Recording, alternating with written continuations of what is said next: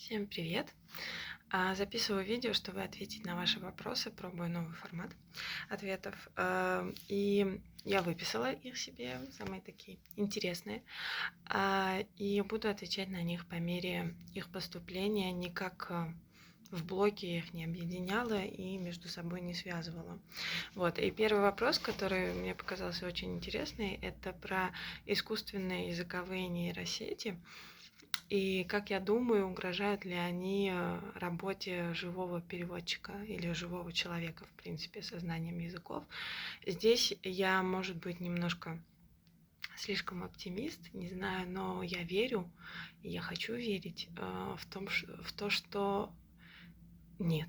По крайней мере, полностью они, я думаю, не заменят, по крайней мере, в обозримом будущем, да и технически я себе не представляю, как должен извратиться ум людей с этим работающих, тренирующих эти нейросети, чтобы искусственные нейросети были такими же гибкими в языках, как и человеческий ум, живой человеческий ум.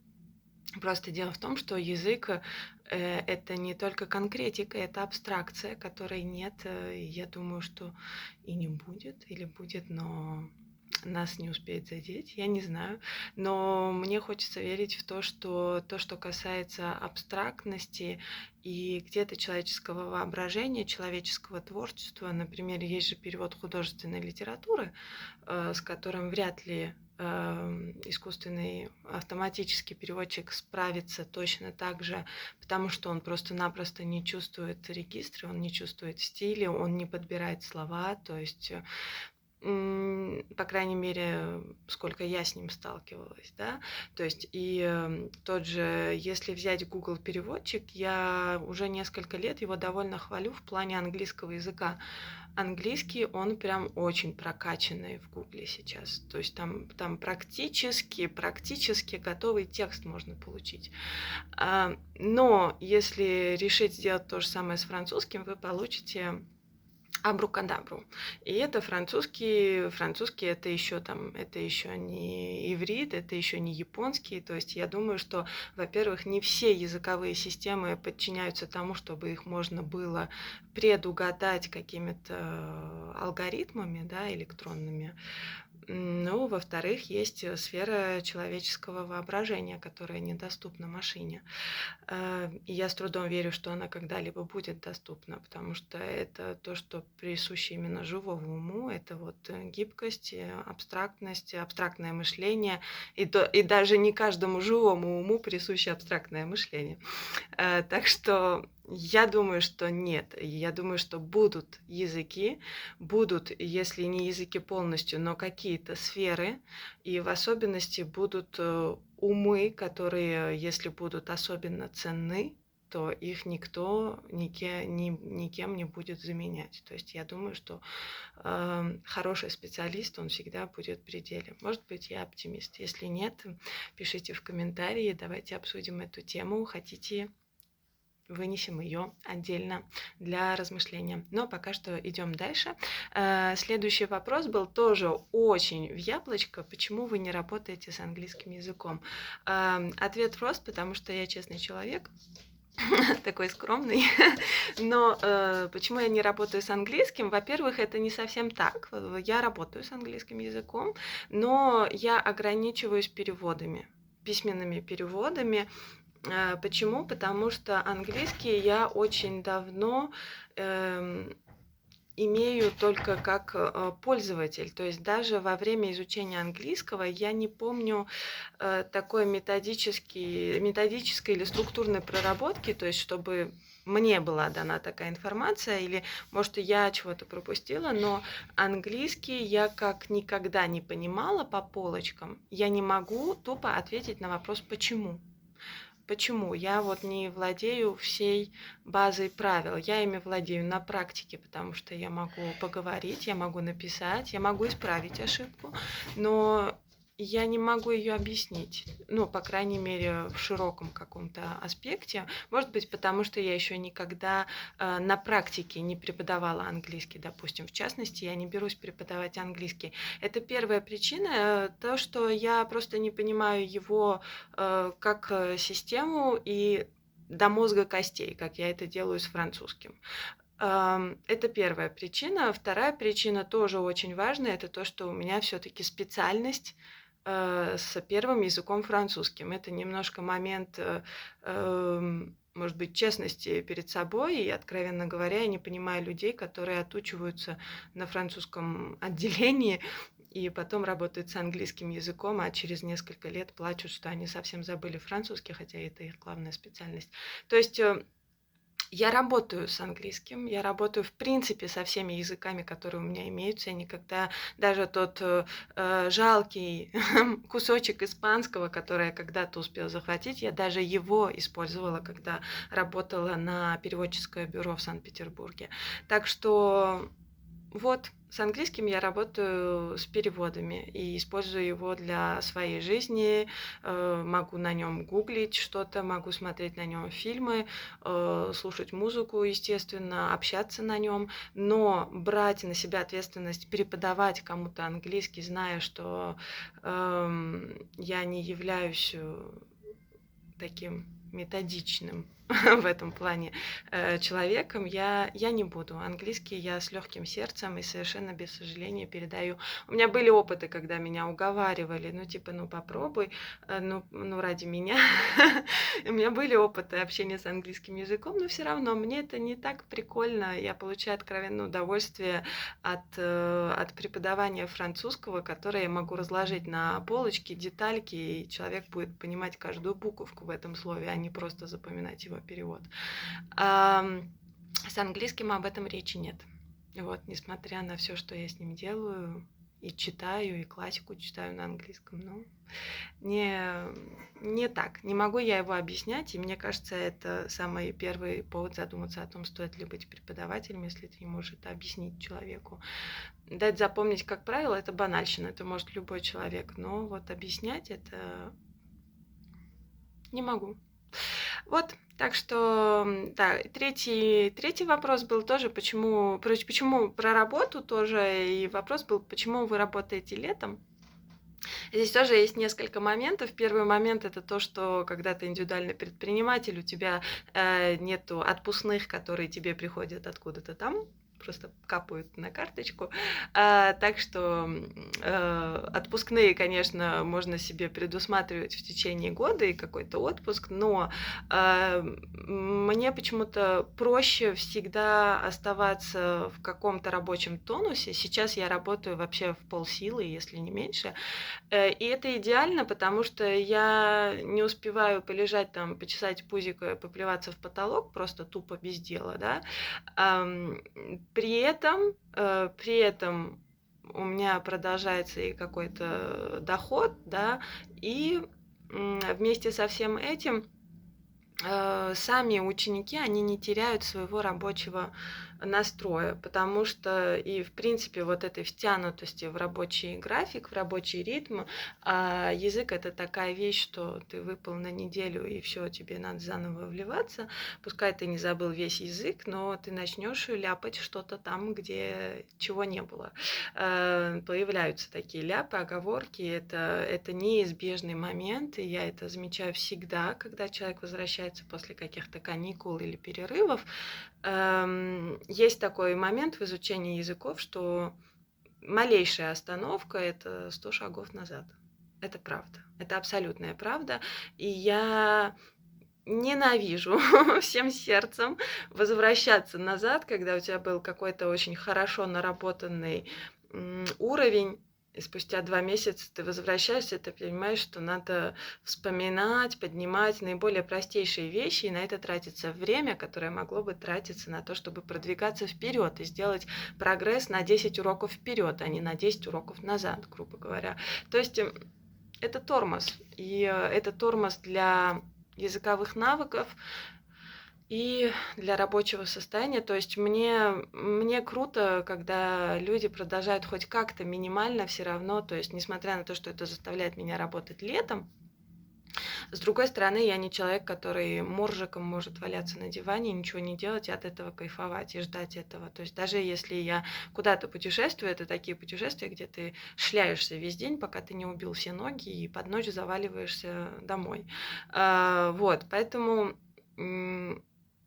я работаю, потому что работается, потому что работа есть, потому что надо поддерживать у людей язык, чтобы они не выпадали из графика, и чтобы и у меня была какая-то занятость, потому что сейчас вот мне идеально.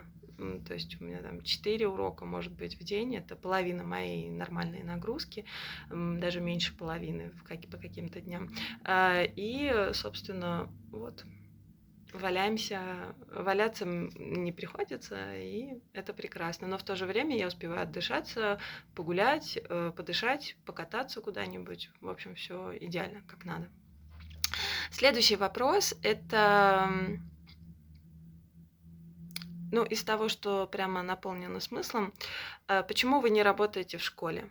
Тоже хороший вопрос, почему я не работаю в школе, потому что школа это не мое, наверное, так можно сказать. При том, что преподавание это абсолютно мое, но школа это определенный кадр, в который надо вписаться. И школа, самое страшное, она форматирует тебя под какой-то лимит знаний и компетенций, потому что, в принципе, что из себя представляет школа для одного конкретного учителя, это изо дня в день, из года в год, из класса в класс повторять один и тот же материал, наработанный годами, и не делать ничего больше, потому что тебе тупо на это не остается времени. Это очень большой лимит для развития в языке и в профессии. Это правда. Это первый момент. Второй момент, и это действительно существует, я это вижу не на одном великолепнейшем просто преподавателе, но я понимаю, что они давно отрезаны от реальности. Это правда, это существует. Во-вторых, почему я не работаю в школе? Потому что кстати, я работала там. Не думайте, что я так из потолка это все беру. Я, когда работала, я почему-то заметила, что меня вызывает из меня вот прямо меня отторгает тот факт, что, допустим, когда у меня были младшие классы, мне надо было ходить в крыло началки и вести оттуда учеников в старшую школу, в кабинет французского. И почему-то мне было так ужасно больно, когда надо было построить этих детей в шеренгу, и чтобы они этой шеренгой прошли из одного корпуса в другой. Я не знаю почему, но мне прям во мне что-то сломалось. Правда, я не могла видеть вот эту строевую ходьбу. Но учителя на это заточены, это нормально, это порядок дисциплины, потому что, с другой стороны, у тебя есть 600 неуправляемых, маленьких, громко кричащих и резко движущихся человеческих детенышей. И это надо как-то упорядочивать, да. Но я не люблю ордунг такой человеческий. С другой стороны, если это детское заведение, наверное, нормально, чтобы все кувыркались на головах и орали. Может быть. Кто вообще придумал столько детей свести в одно место? В общем, школа это тяжело, и сейчас даже когда я задумываюсь о школе для Сэма, у меня очень много боли внутри, это правда, и очень много неприятия этого учреждения, этого формата, особенно учитывая то, что основная цель это знание, которое передача знаний, да, скажем, от старших к младшим, от более умных к тем, кто пока не просвещен, это ведение за ручку вот по дорожке жизни, чтобы куда-то к чему-то вывести. И сейчас я вижу по людям и по тому, что происходит в программах, читая какие-то документы в том числе, что это катится просто в никуда, и что я абсолютно точно не хочу в этом участвовать. Так что вот, восхищаюсь мужеством людей, которые в это вовлечены, но это не мое, я хочу прожить жизнь и заметить ее в основном. Вот. Дальше. Следующий вопрос был очень веселый. Умеете ли вы материться на французском? Умею, но вопрос зачем? Ну, то есть я знакома с этим. Это немножко про то, как материться на русском. То есть, чтобы уметь материться, тут много умения не надо. Как бы это одно. С другой стороны, что, ну, это не приходится использовать, потому что я, в принципе, мало общаюсь на этом регистре языка. Поэтому да, умею. Я знаю людей, которые французский, ну, то есть кто учил французский как иностранный язык, но за счет того, что матюкаться это, в принципе, их основная привычка даже на родном языке, их активная речь на французском, она тоже была выстроена, когда они начали быстро, ну, активно говорить на французском или там влились во Францию, они тоже начали с мата. Вот такая интересная закономерность. То есть, в принципе, если ты априори не говоришь на матном жаргоне, то и на языке тебе не придется этого делать. Ну, конечно, несколько фразочек разной степени грубости у меня есть. До совсем каких-то вульгарных вещей я не докатываюсь, надеюсь, даже в русском. Но на французском как-то и не приходилось их употреблять. И потом есть такой момент, что французский это такой язык, что материшься ты, не материшься ты, на слух эта песня льется, и как бы это звучит гораздо мягче, чем если начать это переводить на русский язык. Поэтому есть какие-то вещи, которые в русском ты не произнесешь вслух, потому что это слишком грубо, по крайней мере, не перед всяким человеком ты это произнесешь вслух. А во Франции это совершенно такое, он так между слов выкинул, никто на это не обратил внимания. Вот, так что материться на французском это очень веселая тема, но как-то в основном не приходится этого делать, кроме каких-то, ну, просто возмущений. Вот, прям совсем до вульгарщины я не опускаюсь, но я с ней знакома. Вот. Следующий вопрос был, что делать, если не находится перевод в словаре? Проявлять сообразительность, ума, искать дальше. Я уже забыла, что я словарями очень давно не пользуюсь. Спойлер. На самом деле, правда, ну, я пользуюсь ими в английском, допустим, если перевожу английский, но с французским мне уже очень давно не нужен словарь. Это правда. Поэтому, когда я только начинала и не находила в словаре, во-первых, я искала в других словарях, в-третьих, мне кажется, сейчас все словари на это заточены, но когда я начинала переводческую свою карьеру, это было не у всех словарей. Я нашла словари с контекстным переводом, с фразовым переводом, который вырезан из какого-то прямо куска текста с конкретным контекстом. Я использовала такие словари. Потом я шла через картинки, если я переводила технические тексты, допустим, и у одной детали было 15 вариантов названий в разных сферах, да, там шпулька, винтик, грубо говоря, и так далее, в разных сферах деятельности по-разному, то, что я делала, я просто вбивала, я вбивала сначала вот это слово на французском, грубо говоря, заходила в картинки, смотрела, что это такое, или же я прямо вбивала название того агрегата, чье строение я переводила, находила этот элемент.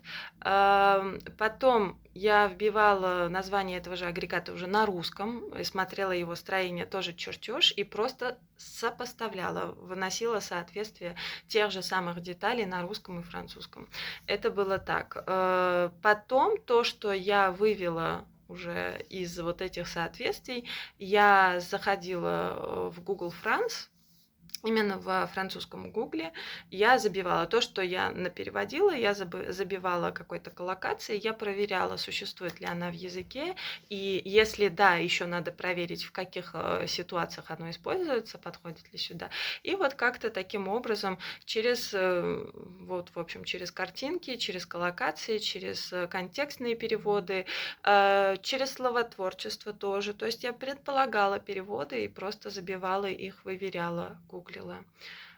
через синонимы, через языки другие. Я очень часто, если нет перевода прямого на русский, перевожу на английский, с английского на русский, но потом еще вот эту делаю выверку, действительно ли это получается прямое соответствие. Способов очень много, главное вот шевелить головой и не рассчитывать ни в коем случае на словари, потому что там все четко зафиксировано от и до, и больше там нет. Все остальное у вас в голове находится, ваши способности искать, анализировать, синтезировать, дедуктивно что-то выносить и, наоборот, может быть, иногда индуктивно. Ну, то есть это про головешку вашу. Так, как вы поддерживаете свой собственный язык или уже нет такой цели? Прямо сознательно я уже давно не работаю над тем, что язык надо поддерживать и методично раз, два, три вот это сделать, то сделать. Я очень давно просто живу с языком. И, живу с языком, это значит, что мне, в принципе, не надо планировать, когда я им займусь. Он вокруг меня каждый день, круглые сутки, практически, кроме времени, когда я сплю. И самое главное, что он не только у меня в работе, но и в моем личном общении повседневном, в переписках, в повседневном тот же Google. Я гуглю давно только на французском языке в Google France. Те же фильмы, что я смотрю, чаще всего это фильмы на языке. И так далее. Книжки, я забыла, когда я в последний раз читала книгу. Это биографии. На русском языке я читаю биографии русских людей, которые пока не переведены на французский. Но если это какое-то литературное чтение, то это, конечно, только на французском. Очень намного реже на английском и еще более редко на русском языке я читаю. То есть он, в принципе, всегда это такое нормальное мое повседневное состояние. Мне не нужно это планировать и ставить какие-то цели конкретные на это. Конечно, это поддерживает мой язык, но это не делается с целью прямо с сознательной целью поддерживать язык. Я просто с этим живу, потому что мне это нравится, и все. Мне не приходится это как-то методично организовывать в своем повседневном быту. Вот. Что у нас из вопросов? Был еще интересный вопрос, что вас привело к французскому и отдельно к преподаванию. И расскажите о страхах, если они были. По поводу того, что меня привело к французскому языку, это была очень смешная история, потому что французский я ненавидела и терпеть не могла всей своей душой, пока находилась в школе и изучала английский язык. И с английским я давным-давно, как только он появился, я знала, что все, я иду на иньяз, это было определено в 10 лет, и, в принципе, я с этим жила. Но когда пришел момент поступать на иньяз, обнаружилось вдруг, что на иньязе тебе нужно выбирать и второй язык, и нам предлагали только французский и немецкий, но из двух зол, откровенно зол для меня тогда. Я выбрала меньше, это французский. Я подумала, что ладно, он хотя бы красиво звучит. Собственно, но я была намерена, и я подавалась на английское отделение со вторым французским.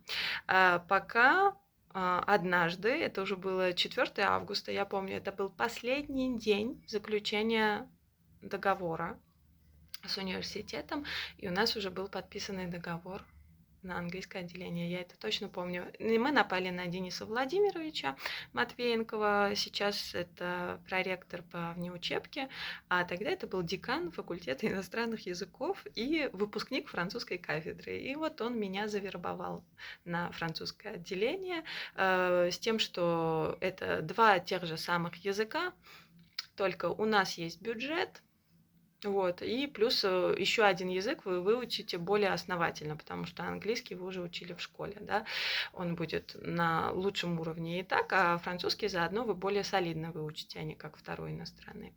И вот так он меня убедил, и я помню, как мы потом втроем, я, папа, Денис Владимирович, шли по коридорам далеким находить мой договор. и рвать его, и подписывать новый на французское отделение. Вот так это случилось в последний момент и случайно, и самое главное, с случайной встречи, которая оказалась очень важной в конечном счете. Вот так, случайности не случайно. Вот, но это было решение такое, махнув рукой, какая разница, только тут бесплатно. Вот, но это, конечно, прямо определило всю мою дальнейшую жизнь, и то, что я сегодня, и насколько мне это кайфово, это вообще было просто подарок судьбы. Вот. По поводу преподавания, я никогда не хотела сознательно стать учителем. Но сейчас, avec du recul, как это, ну вот, имея какой-то опыт, да, оглядываясь назад, я понимаю, что это было всегда во мне, это часть моей природы, потому что на всех там крупных вечеринках и семейных сборищах армянских Нара была не той девочкой, которая варила кофе, танцевала, зажигала там как-то или накрывала на стол. Нара была девочкой, которая собирала всю мелкотню за одним столом и занимала их в течение 2 часов какой-нибудь учебной работой. Вот я сейчас понимаю, что я, наверное, была преподавателем всегда, но именно поступая в университет, я поступила на педагогику просто потому, что другой возможности изучать иньяс в Смоленске тогда не было. То есть это, в принципе, ты шел всегда на преподавателя языка. Уже на моем 2-м курсе появилось отделение лингвистики, перевода и переводоведения, но, в принципе, посмотрев сейчас на это со стороны, я поняла, что ничего не потеряла, и всем всегда советую идти на педагогическое образование в языках, чем на лингвистическое, по крайней мере, вот здесь на уровне Смоленска. Это абсолютно больший навык, чем пойти просто на лингвистику. Абсолютно. Вот, так что вот так я оказалась и преподавателем заодно, тоже неосознанно, да, хотя потом в итоге оказалось, что очень в точку. По поводу страхов, и были ли они, честно говоря, не знаю. Страхи, какие они были. Может быть, в работе это был один из моих первых устных переводов, потому что когда я начинала только работать, с одной стороны, это были уроки со студентами 1-го курса, а с другой стороны, очень часто попадались именно устные переводы. Почему-то прям в Смоленске тогда кипела французская жизнь, такое ощущение. Но это правда, было очень много движа, потому что здесь в области есть и до сих пор есть всякие фермы, есть сельскохозяйственные предприятия, куда приезжали, привозили там с демонстрацией там какой-то техники под закупку, там, не знаю, были усыновители, которых надо было сопровождать. То есть очень много было такой работы. И вот одним из моих первых устных переводов был вот такой перевод. Надо было переводить на сельскохозяйственную тематику. Это была сельхозтехника. Это были французы, я помню, это было в области, это было не в Смоленске. И я сначала согласилась, потому что я, в принципе, всегда на все соглашаюсь, но как-то со временем, пока вот у меня было 2 дня до этого перевода, я начала этого бояться, представляю, что мне надо будет выезжать рано утром, я буду сонная, я только студентка 2-го курса. Ну, то есть я сдрефила тогда, это я помню. И это был единственный раз, когда я испугалась работы и от нее отказалась. Но потом, после этого отказа, ее передали с другой девочке, но после этого отказа я настолько себе сама проела голову, умирает любопытство, что это пройдет мимо меня, а сейчас бы вот так. В общем, что я поняла, что проще мне согласиться на работу, пускай с каким-то где-то стрессом, но проще согласиться, чем потом проедать самой себе голову. Это правда. И с тех пор я не отказывалась ни от какой работы и, в принципе, бралась за это с большим любопытством. А когда тебе это любопытно, и ты в этом заинтересован, то ты о страхах не думаешь. Это твой чистый интерес. И, конечно, там, я не знаю, грубо говоря, неужели вы не боитесь, садясь в самолет? Ну, у вас есть мотив. У вас есть мотив, вы летите на морюшко. да, и это можно перетерпеть. То же самое вот немного с работой. Я бралась за абсолютно любую работу, и всегда это был за счет того, что это был новый опыт, и который был, может быть, немножко для меня сложный, к нему приходилось там готовиться и так далее. За счет этого каждый один только перевод, он просто давал вот такой скачок вверх на, не знаю, на 10 уровней просто, насколько это все тебя формирует как профессионала. Так что, да, потом мне стало это просто любопытно, и я особо не боялась. И у меня был страх, если взять студенческий страх, когда я уже училась, у меня был один ужас всех моих 5 лет обучения — это литература Франции, потому что и по ней надо было сдавать 3 семестра, там было зачеты и экзамены 3 семестра, и я себе давно сказала, что если я сдам литературу Франции, в принципе, литература для меня это такая вещь, которую я, в принципе, читать начала на факультете именно, и но это была для меня такая вещь, которую я не могу пересказывать и пересказывать детально. У меня остается общая ну, это особенность моего мышления просто. Я не помню, какого цвета был платок, и из правого или левого кармана его доставал герой, грубо говоря. А фишка была в том, что именно на таких вещах и проверяют, читал ты краткую версию или ты читал полную версию и добросовестно читал. Вот. И я даже с тем, что я прочитала список литературы, ну, не полностью, я не успела полностью, но, по крайней мере, билеты, которые я отвечала, они всегда мне попадались потому, что я прочитала, но из-за моего вот такого, моей такой недетальной памяти, именно на слова, у меня не детальная память, вот когда это просто поток слов, когда это не схемы, не механизмы, таблицы и так далее, а просто текст, я вообще просто потеряна. И когда вот я на этом и сыпалась. Но я получила 4 и с очень большим авансом от моей великолепной преподавательницы. Но это был единственный экзамен, накануне которого я не спала ночь. Это был самый трудный экзамен в моей жизни.